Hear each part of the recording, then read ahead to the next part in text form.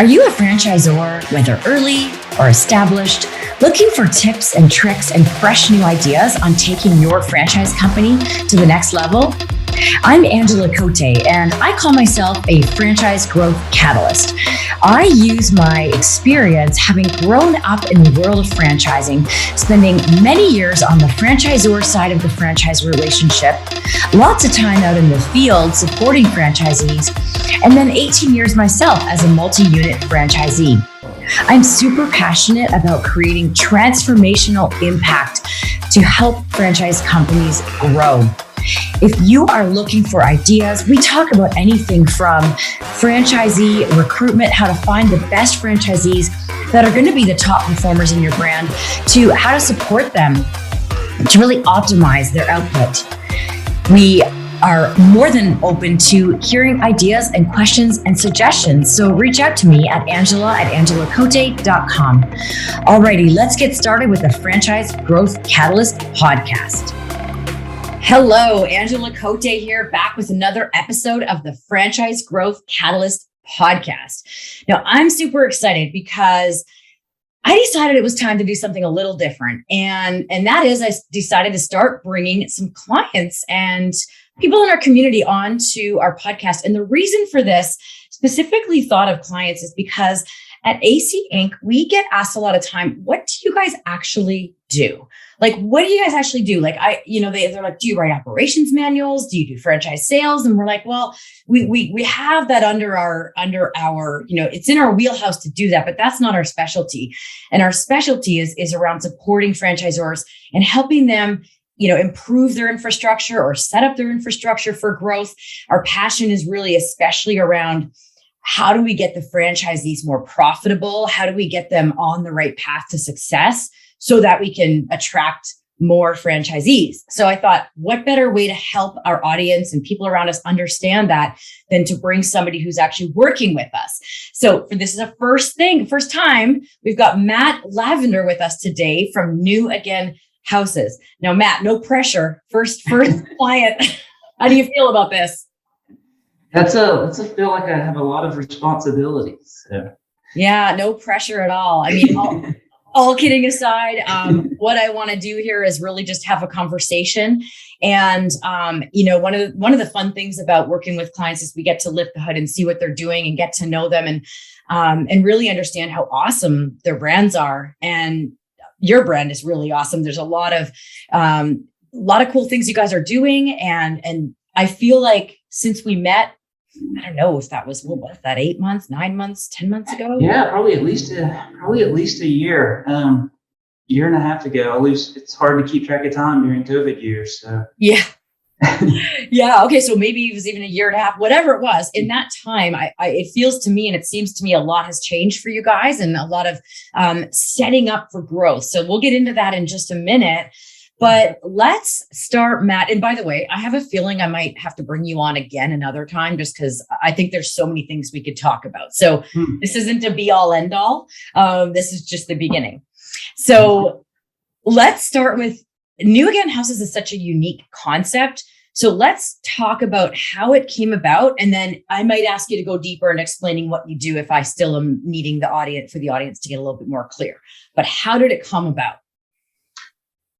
So in my former life, I was a college soccer coach, and that's where I started my career. That's where my passion was, and a lot of the reason I found fulfillment in that was because I was able to be a part of building players, of developing players, and part of that is being able to see the potential in people. And so rather than seeing what is, being able to see what can be. And so I came to the realization at some point there that I was a builder. Like, I really enjoyed building people, building teams, building things. And if I wasn't building something, I wasn't happy. It was like a scratch that needed to be itched. And so that was very transferable to flipping houses. And so I dabbled with flipping houses on the side, and In the same way of coaching, you see what can be. You see past what a house is, and you see what it can be. And then the challenge of getting it to its potential is very similar to coaching athletes. And you get a lot of the same satisfaction with that. And so over time, I transitioned from coaching full time to building a house flipping business full time. Oh my gosh, this is so cool. I don't think I've heard you tell that story. I knew that you were a soccer coach, but I don't think I've heard you put that together. And we're going to talk in a minute how that also then translates into being a franchisor. But this is going to sound like a really dumb question. Just to be clear, it's not for me, but in case anybody's listening going, what do you mean by flipping houses? Do you want to just explain what that means? Because you're used to that lingo and I know what you mean, but maybe not everyone does. Yeah. And that's become a really widely used term to describe a lot of different things. And we purchase real property all across the United States through franchise owners. And then we add value to those houses through construction. And so that's our value add. That's kind of our purpose, is to add real value through construction. And then we resell those houses. And that's really cool because I think people probably understand that if they watch enough like HGTV, I don't know if that's still a thing, but that idea of taking something and making it better. And I just love how you related that to soccer players as well. That's really neat. And so let's talk a little bit about using the franchise model. When you started to get some success with this, did you, or even before that, did you always have this idea that you would be able to use the franchise model where you brought partners in that would open this in other cities? Or was it like, oh, this is working and I want to grow? And then you stumbled across the franchise model? Yeah, I think it kind of, like most things in this business, it evolved into that. I didn't have some master plan of creating a national franchise.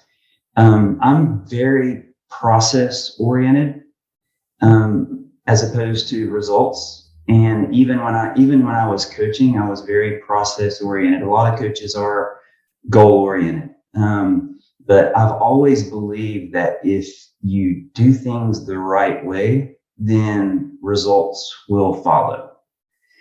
And I learned in coaching that that's not always the case.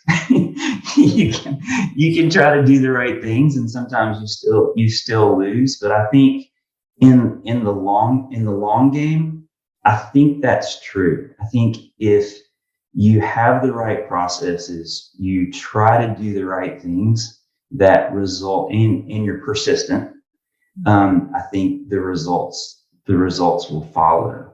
And so that process approach is what really drives me. So when I made that transition, I really threw myself into trying to perfect the process of flipping a house. And so that was where I invested myself is in that process. With the difference between coaching and in this business is you get emotionally invested with players. I never felt emotionally invested with houses. So for me, they've always just been houses. And my passion has been building a business that happened to flip houses. It could have been flipping something else, but for me, it was about building the business is what's always really interested me. So just over time, built more systems and more sophisticated systems, and that eventually became proprietary software, which I've really enjoyed being a part of that, and that's become the basis of the franchise. And over time, we just built out so much infrastructure it was really overkill for what we were doing locally. And so that naturally lent itself to the franchise model of expansion. Okay, I want to we're going to go deeper on this one because there's a lot of good stuff in here. And I think our audience is a variety of, franchisors trying to figure out franchising, people trying to decide if they should become a franchisee, just people trying to learn about all of this. And I think it's really cool. I've had the opportunity to see a lot of different people start a business and then make the decision to use the franchise model, which I know for some people listening, they don't need me to say this, but for people that are more new to it, the idea that you want partners in different cities that are going to run this business, they're going to own the business and pay you back pay a royalty back to the home office. So just clarifying that a little bit. And so I've sort of seen two different things happen. One is the original founder, like yourself, is really passionate about the product and wants to grow it because of the product. And then I've seen where they're passionate about what you're saying, building, the systems and building out the players I'm hearing, and that coaching side of things. And what I've seen is I'd say people like you tend to do even better than people that are just passionate about the product. Because what happens with the people that are passionate about the product that they've created, and when I say product, I mean service or, a fitness or a center or beauty or whatever, the thing they've created.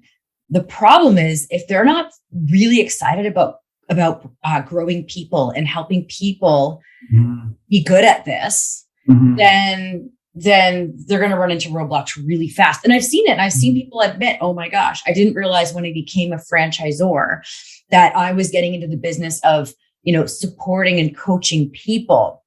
I want to do this visionary thing I was doing over here, but I can't do that because I need to coach and support people. And so when I hear a franchisor say, I have a lot of passion for taking somebody from what they are and what they can be, like the franchisee themselves, that gives you satisfaction. That's awesome. And I just think about my family business that we grew to almost 500 locations as a case study here. And I always reflect on what did we do different and what did my dad do different and what did we know? And it was really because he had more than anything passion for people. So I just want to highlight that. And I want to say more, but I'm going to let you jump in there first before I do. Yeah, for me, I keep going back to my coaching life before, but I think if you've got the coaching or the teaching gene in you, you can't get rid of it. It's a part of who you are, no matter what you do. And for me, it was the real joy in coaching was building a team. And that's deeply satisfying. And being a part of people, being a part of a team that is all trying to accomplish the same thing. You don't have that often in life. And it was a unique opportunity, building those teams. And when I transitioned away from that, that was a big part of what I wanted with the next opportunity is the chance to build a team. And that started with the local business and building a really small local team at the local level with just a few people. But it's just deeply satisfying and challenging to do that. And the growth of the franchising, the team just gets larger and more complicated and more challenging. But it's also really rewarding. And it's the thing that I most enjoy about the franchise business is continuing to build that team, and ideally see my role as trying to create an ecosystem where everybody can be there, can reach their potential. Yeah. You have an amazing team too. Like I know some of those people came on during the time we've been together, but the culture at New Again Houses is really cool. Like I've met, Amber in your marketing, and I've various members of your team. And there's this, I think they emulate what you emulate, this sort of calm, even keeled, but driven, approach, which is really cool. I'm curious if you just want to speak to what you love specifically about the franchise model, about the idea of having these franchisees out in the field, running your brand. Yeah, I see a lot of things as a spectrum, and I naturally think this way. I try to identify the extremes and then find a middle way. And in business, I think if you look at one spectrum, it's the individual small business owner who is very much alone, but they have a lot of flexibility. They're very agile, but it's really difficult for them to create any kind of competitive advantage because they're alone. And then on the other extreme, you've got companies that have become really large and can create competitive advantages, but they also become really slow and can become static and difficult to innovate because their size is difficult to pivot. And so I think what appeals to me about franchising is I believe it's this hybrid kind of sweet spot in the middle where the individual franchise can stay small and agile and with limited overhead, but also leverage the competitive advantages that the franchise support system creates at a national level. And I think when franchising works well and it's healthy, it's it's a good balance between those two things. Mm-hmm. Oh, I love that. I like the way you put that. It's a little different than the way I've heard people talk about what they love about it, but that is really a good point. And because it's still small business then, so you can be a little bit more agile, and that's awesome. Love it. Okay, now we're going to shine a light a little bit on New Again Houses. You ready for this? So I would love, just because I love helping people who are thinking of making a change in their life, have the courage and confidence to make that change. And I get to talk to a lot of people thinking about becoming a franchisee of different brands.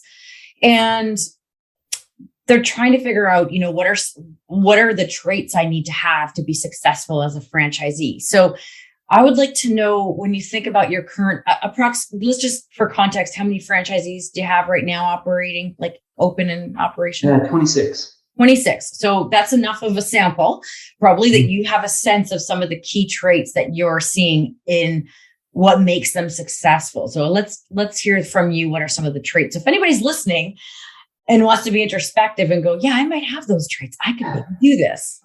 Yeah, I'm afraid my answer is gonna be disappointing, because we've thought a lot about this. Like, what are the characteristics? What does a successful franchise owner look like in terms of their skill set? What experiences seem to be indicative of success? What is, like, building a persona of what that is?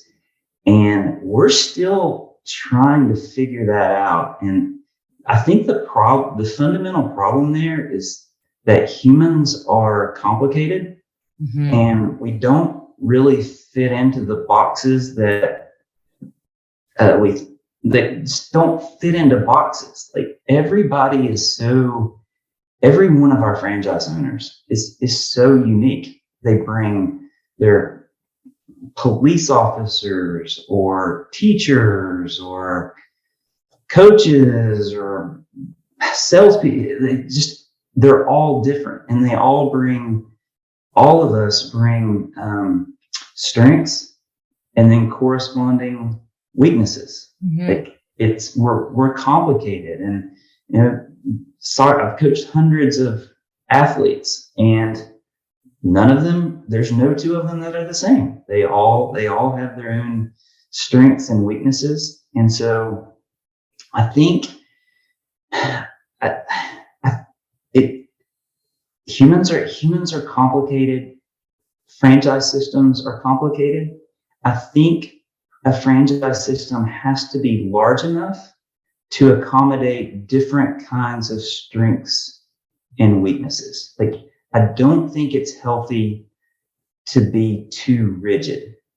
And franchise systems are different too. Like, some of them are big enough, and the role of a franchise owner is so structured and so specific that they do need certain kinds of personalities.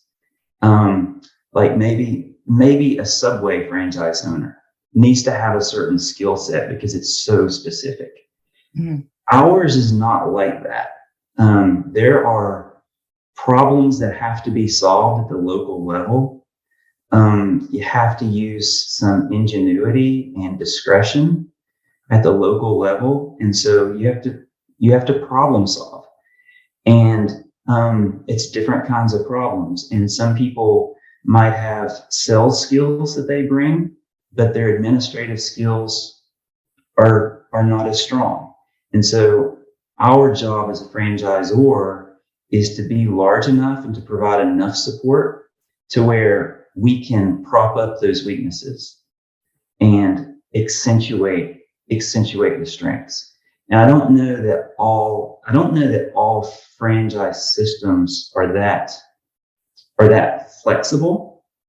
And so I think someone looking at shopping around franchises probably needs to be self-aware enough to know whether their strengths and weaknesses line up with the particular franchise. Right. And that's a key point. Well, let's in a minute get into core values, because I think that's something that you guys have done really well. I do have a podcast. I think it's earlier in my podcast list. That's all I'm going to say. I'm not going to try to guess the episode number, but where I talk about the key traits of typically what are like a high performing franchisee. If anybody wants to go check that out, they can as well. Things like, grit, being willing to work hard and there's some things like that. But I think I'm hearing. I think some of those things are universal for just success in life. Like one of them that we found is just follow through. Yeah. Like, don't give up when it gets tough. Just follow through on processes, follow through on systems. Don't get just 70% of the way through. Do people have the ability to get to 100% follow through, and good things tend to happen. Another characteristic that we value is curiosity. Because I think every business is in 2022, like, everything changes so fast. What worked 2 months ago, it may or may not work 2 months from now. And so we're constantly evolving and innovating, and it's important. People that have curiosity are open to change and learning new strategies and pivoting. And so I think that's more important now than it probably was 20 years ago. Mm-hmm. Well, and also a key takeaway, as you know, I'm a big fan of those. A key takeaway I'm getting from this is that, with just going back to your original point about humans being complicated, and that, you're probably, when you think about your 26 current franchisees, and you're like, this person has this trait and this person has this trait, and they're both successful, or they both struggle with this or that. I think it's a good reminder, though, that it's, if you're thinking of becoming a franchisee, explore it, and then you'll find out. Like don't assume that, like, I am a fit or I'm not. Explore it, and then it might come down also to whether you fit the system. And one of the things about that is you guys are you're on a great growth trajectory. But for somebody who wants like really clear, like you mentioned, Subway is such a great example of like, it's pretty dialed in, I'm sure, but there's not much entrepreneurialism in that. Right. There's not. Like it's really, it seems like it's very more similar to being an employee than an entrepreneur. There's just not a lot of room for creativity. Right. Yeah. Right. And so that's something for people to think about too. If they're, if you're exploring becoming a franchisee, like is what's important to you? Is creativity important? Because if it is, then you might want to go with a newer system and, again, making sure you fit core values. So just before we go to that, to core values and culture, have you found that people that are becoming franchisees of your brand in general, are they people who were shopping around for a franchise or did they sort of see the brand somehow and go, I want to be a part of that? Or are you seeing a bit of both? Like, how are people coming to you? We tended to market ourselves to people who are aspiring house flippers, who are interested in that particular business, but they want more than just to go swing a hammer on the weekends and flip 2 houses. That they really want to build a business around it that can be sustainable and doesn't require, like I was saying, being a weekend warrior, swinging a hammer on every Saturday and every evening. And so that's really important to us. At the end of the day, we value quality of life, and this particular industry allows itself to have success and maintain a quality of life. Like I think there are some businesses where that's much more difficult, like businesses that have to keep their doors open 24 hours a day. And this is a different kind of business. So quality of life tends to be important to people that come in, and it's important to us too. Awesome. So, okay, let's move into core values a little bit. One of my favorite topics, just overall company culture. And I am a big believer in real core values. Like you look at somebody's website and it says trust, authenticity, respect. And you're like, you just made that up. Yeah. Like at AC Inc., one of our core values, for example, is action equals growth. And we believe that, taking action leads us towards the growth that we need to have and not overthinking it. We get more done when we're having fun. We like to have a little fun. We believe that when we're in that mindset of fun, we get more done. So I know you guys at New Again Houses have a solid set of core values. So let's hear what they are and then talk about how you live and breathe them. So let's start with what they are and what they mean. Yeah, so it took us quite a while to formulate core values. Like we were several years into this before we even had that discussion, honestly. But I think that can be valuable because I think core values should be a product of like self-awareness. Like you need to know who you are, who your team is, like who the team is before you can understand what your values are. If you put the cart before the horse and you just pick out 3 core values, I think you'll ultimately try to be something that you're not. It'll try to become someone else's values. Yeah. And so I think it's like a lot of things, it's a process of self-discovery, and core values can be quite a ways down the road. It takes us a long time to understand ourselves individually. It is even more difficult to understand like an organization. But our core values where we've landed on, and we feel really strongly about each of them, is the first one is ownership. The second one is innovation. And the third is WinWin Relationships. Awesome. Okay. And let's just talk a little bit about what each of them mean. So ownership is really our guiding light. And for example, we don't refer to franchisees. We refer to them as franchise owners, because to me, a franchisee can become a very passive kind of term. And I think people are at their best when they have ownership of whatever they're doing. So when they have ownership of the success or failure and ownership of the challenge, I feel like that's when we perform at our best. It also speaks to the agency. It's their business. Like, it's not our business. Our business is helping them be successful. But at the end of the day, it's their ownership that will make them successful.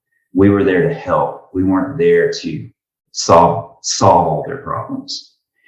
And so ownership is really important for us, especially in real estate, which in our particular industry, real estate is local, right? So people that try to build real estate, national real estate businesses with employees, it's really difficult because you need ownership at the local level. And so we need our franchise owners to be active agents, to be owners and not passive employees waiting for instructions. And so I think it would have been like, for us to scale house flipping across the country with employees would be nearly impossible. It would turn into middle management and layers of management, and the decisions would be too slow. And so our business requires local decision making. And so ownership is just critical to us being fast and acting with speed and accuracy at the local level. So that one is just key to success for us. The second one is innovation. And the real estate in particular is something that, like, construction in particular is where we add value, and construction has not evolved. It's one of, like, the dark corners of the economy that hasn't been touched by technology. So when you look at our typical job site for a residential remodel, it really hasn't changed since the 1950s. Mm-hmm. And I joke that the only thing that's really changed is that the tools have batteries instead of being plugged into a wall. And so we see a lot of opportunity there if we can innovate and bring technology to this old school mom and pop kind of industry. And so innovation is one of those things where that's the major way we add value to our franchise owners. Yeah. The third one is WinWin Relationships. And we value long-term partnerships. And I think this is one of the ways that we're different from a lot of businesses, because business today seems to be about transactional relationships, and the relationship is seen as a means to an end. It's very temporary. It's people don't go into business relationships expecting them to outlast the next deal. And I think that people try to get as much as they can from their partners in that deal. They try to take as much of the profit as they can and negotiate it. And they don't really care whether the other partner succeeds or not. We're based out of a pretty small town, and we don't have the luxury of, like, this huge talent pool here. So we can't, even if we wanted to, we couldn't burn through partners. We have to, we have to have long-term partnerships. And for us, I think a lot of the success we've had is because we've helped our partners be successful. And so we've spent a lot of time just helping our partners be sustainable. And so that idea of win-win relationships, I think it's obviously relevant to the franchise model, between the franchise owner and the franchisor. But even at the local level, like we're adding value with construction in each of these locations, and we really train our franchise owners to honor and try to build long-term relationships. So when we partner with a contractor, our hope is that contractor, we're setting that contractor up for success and leaving enough meat on the bone to where they can be successful and be a partner for 10 years from now. That makes sense. I love it. And why can't more people think about that, right? Like that, I'm sure you're blazing the trail and inspiring others to think about win-win relationships. We all should be thinking like that. Well, I think if you go back to that spectrum of, really large companies versus the small business owner, I think a lot of the large companies, they're really a slave to the quarterly reports. And so they're almost forced into very short-term thinking. And they don't have the luxury of thinking about long-term partnerships because they are under such intense pressure to squeeze as much profit out of this quarter as they can. And then on the other end of the spectrum, we've got small business owners that are living hand to mouth. And so in a lot of cases, they don't have that luxury either. And I think if you can find that healthy balance of a healthy franchise system, it gives you the luxury of thinking longer term and make it possible to have win-win relationships. I would probably argue that we all could have them, and it would be hard to get there. But once you get there, you realize the benefits of it, because I think people are afraid. And like you said, they're trying to meet budgetary restrictions or requirements. And often operating out of fear. But I love that concept. Oh my gosh, time is flying by, Matt. And I'm going to take a big right turn, or maybe it's a left turn. I'm not sure. I'm going to park. There's more things I'd love to talk about with core values, and maybe we'll come back to that sometime when we meet again. Because there's lots of good stuff in there, and you gave some really good, meaty, juicy, information and answers on that. And yeah, just love that. Let's just, because I did say at the beginning, we'll talk a little bit about just helping people understand, what do we do at AC Inc? Because it is on the surface, it looks intangible. And I think I can see why people, if they've never worked with, an advisory company, we struggle with what to even call ourselves sometimes. Like, are we coaches? Are we advisors? Are we consultants? Either way, I know that what our goal is to really help franchisors, see your blind spots and share with franchisors what we know other companies are doing or have done that work that will help fast track things. So when we first met, if I remember correctly, you came to us at AC Inc. because you were ready to up your game when it came to the infrastructure for supporting, I'm going to call them franchise owners now that I know you use that word, which I love, franchise owners. So you wanted to up the game when it came to infrastructure for supporting your franchise owners for growth and performance. I think you were feeling this, like, we're growing fast and we know we need to do something. So what is one of the biggest changes in your system from, prior to us working together to now?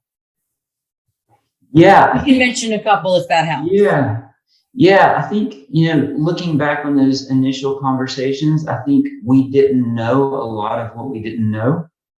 And franchising is such a unique business. It's not like you've got a circle of friends who have been through this, or a manual on how it works with your particular business. And so we knew that we were doing some good things, and that that we had a good start with, and a good core of franchise owners.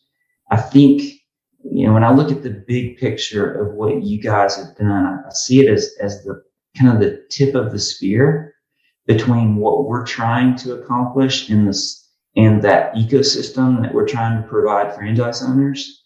The tip of the spear between that and what the franchise owners actually need and how those intersect. And so I think I could see how it would be easy for a system for the franchisor to have the best of intentions, and the franchise owners to all have the best of intentions, but there's a disconnect between what they're doing. Like how do those best fit together? And I think what we've learned along the way over the past year is what that looks like in other systems that have had success. And so it's kind of opened our eyes to models. And when we see that, we became aware of weaknesses that we had that we wouldn't have been aware of otherwise. And I think it's accelerated the learning curve, but that's what coaches do, right? We could learn to do anything if we threw hours at it, but we don't have hours. So we need to shorten that learning curve. And so I think we get fixated on coaching others and sometimes forget that like a coach should be really valuable for me too. I know. Same for me. I have a coach, like a business, executive coach, because I know that I don't always see my blind spots. And sometimes I might, I just need somebody to kind of keep me on the right track or whatever, or really just helping me see things, I think is the biggest thing. And so one of the things that we've implemented together is, and that's mostly this has been with Jen on my team, has been this active coaching. And so, what you just mentioned about seeing things, what we often find is that systems at your stage, or even I've seen systems up to 100 units that have, like you said, it's the best of intentions. And they're like, we have a really good support system for our franchisees. And we go, well, can we just talk about what that is and lift the hood a little bit on what you're doing? And they might have like awesome resources available, good software infrastructure built up and all this, this technical support. But is there somebody actually checking in on that franchisee and saying, hey, like, how are you? Where's your mindset at? Are you taking the steps to grow your business? And what are your goals and your long-term? And so we're at AC big believers in this active coaching versus just the support hotline. Now we believe that there are franchisees that aren't going to take you up on that and are just going to want the support, like hotline support. And you can't always change that. But for those that are willing to take the active coaching, we see a real difference. I've heard different stats, but I've heard like those franchisees in a system often have like, I think it's 33% more year over year growth. Yeah. There's a difference between what people think they need and would call a hotline for. And there's a difference between that and what we really need, because we're often unaware of the things that we need the most. And I think that approach of active coaching is really important for that. You're not going to get that on a hotline. That's too reactive. So the common problem that franchise owners have is they don't build in time for accounting on a weekly basis. Like that's just a mundane problem that causes a lot bigger problems. We don't call into a hotline and say, "Oh, I didn't structure my week." Yeah. Oh, shoot. Like that's something that happens over months. Like that's changing habits, right? Like those are, and that requires being proactive and creating relationships and incremental progress. Yeah. It's just a different process. And then for franchisors, franchising is so unique because the model is built for really fast growth. So once it gets traction, you go from 10 to 20 to 50 locations really, really fast. And I've described this whole journey of franchising as the reward of success is a new problem that you've never seen before. Like, the more successful you are, like you have success today, well, then it's a new problem. Like it's a new problem to solve tomorrow, and it's more difficult than the last one. And you haven't seen this one before either. And so that's good. So while I think franchise owners need that ecosystem of support around them, I think franchisors need an ecosystem of support around us, because man, it can get lonely out there. Like when you're solving problems that no one in your circle has seen before, like it gets lonely, because those decisions are heavy.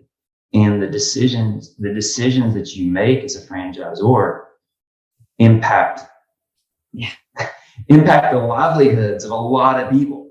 And it's heavy stuff. So ecosystem's important. That's something that we hear a lot, and like our clients talk about, and people in our community, the weight on your shoulders as a franchisor with these people who have invested their life savings and are really counting on you to be there and support them.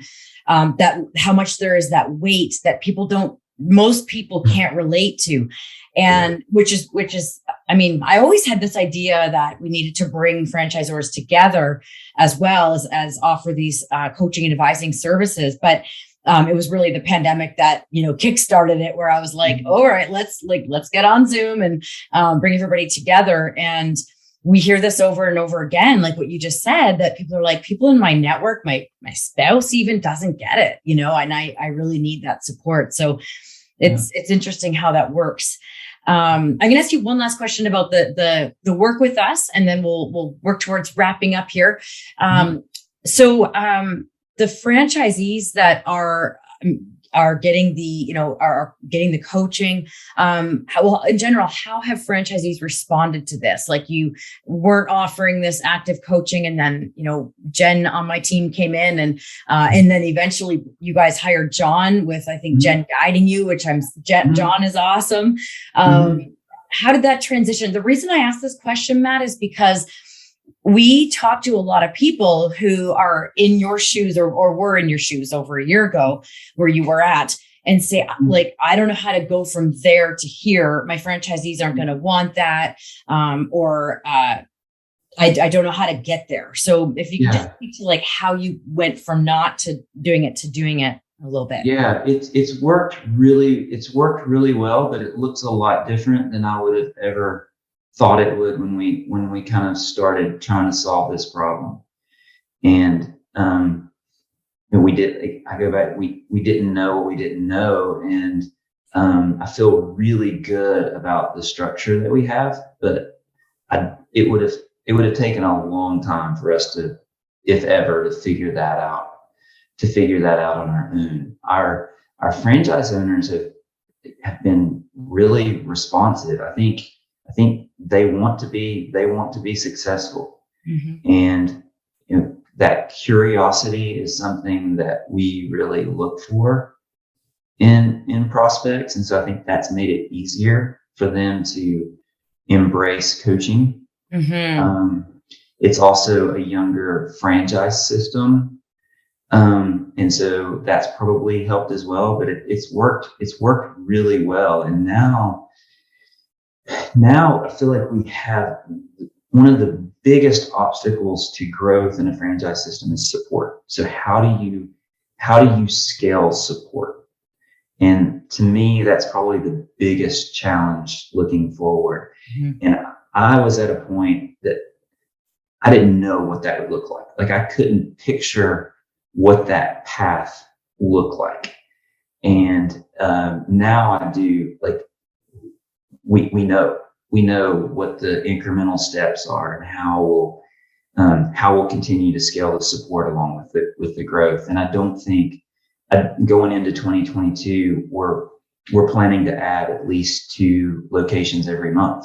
So it's pretty fast, but I feel really confident in our plan to support that growth.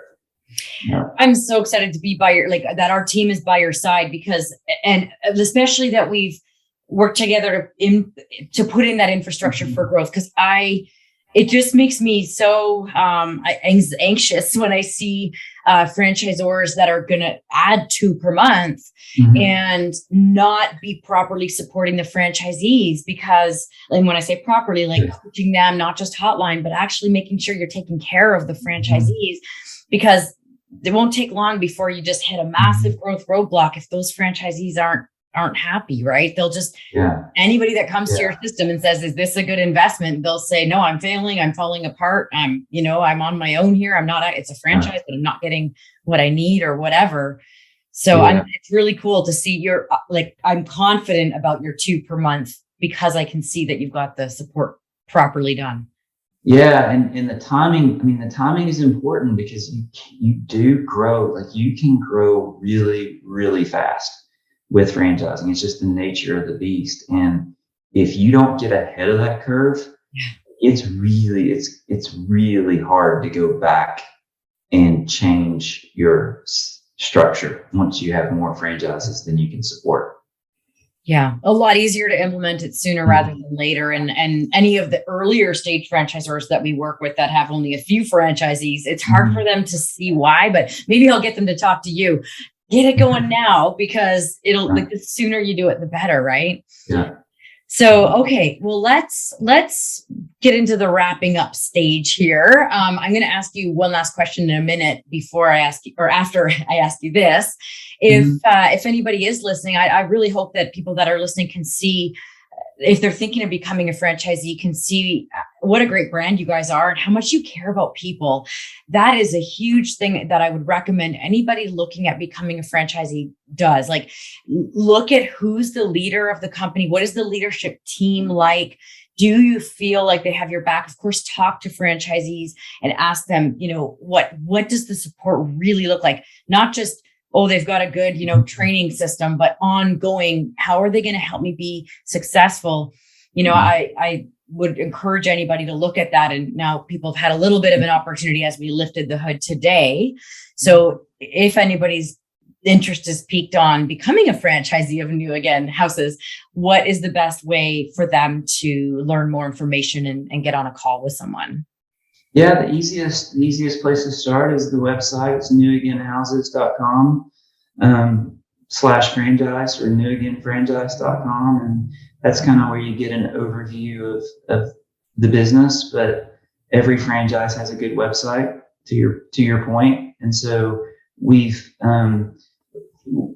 created what we call a path to ownership. So it's a 4 to 5 week process that is self-guided, but it prompts you to have calls with me and different members of our team along the way so that you just get you get to know us.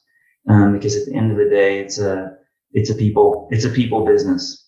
So, we go through that process. We don't want anybody making a hasty, impulsive decision. And so, again, process. It's a process business, and our prospect process has a process as well.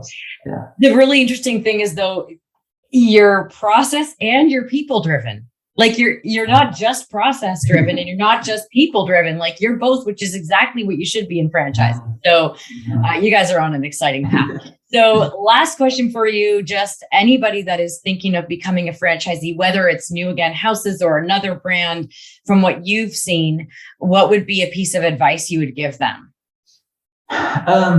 If they're afraid to kind of take that leap or, go for it. Yeah, I don't think everyone should. Like if I genuinely envy people who are content with a job and that come home at 5 o'clock and can sit on the porch and have a drink and be content with that and enjoy life, like without the additional responsibility. I genuinely envy people that can do that. And if you are content and happy, don't start a business. Yeah. It's not, the grass isn't always greener on the other side. It's working for you. Yeah. But then there's some of us who we're just not happy with that. Like you feel like you are living in a box, and you just aren't happy no matter how much money you're making at a job. You need to build a team and solve some kind of problem and build a business. And if you feel that way, like you are never, I don't think you're ever going to be satisfied with a W-2. If you feel that, there's also, I think franchising is a great hybrid where you have that support system. You're not an employee. You're not left on your own as a raging entrepreneur. It's a hybrid that's really beneficial. But at the same time, like there's never a day that comes where you get out of bed and think, this is the day I feel like to take a risk, and I feel comfortable about taking a risk. Mm-hmm. None of us have that. Just when you feel that need over a period of time, like you have to, at some point, you have to take that leap. Mm-hmm. And do your homework in advance. But yeah, I find people do all the homework and research, and they're like, I just don't know what to do. And I'm like, this is the point where you have to, if you're all the boxes checked off for you, like this franchise company makes sense, and you've talked to family and you've talked to other franchisees of the brand and all that, at some point there's that leap. And so you're so right. Like, it's not like you wake up and go, this is the day. Well, maybe you do say that, but it will still feel like a risk. So yeah. You'll never feel 100% sure today's the day. Yeah, that's good advice. So, well, this has been awesome. I definitely would love to do this again sometime. I'll come up with, I mean, we didn't even get to all the questions I wanted to ask. So it'll be like part 2 someday. Maybe even bring a couple of your team members on. But thank you so much, Matt. This has been awesome. And I just wish you so much success. All right. Thanks, Angela.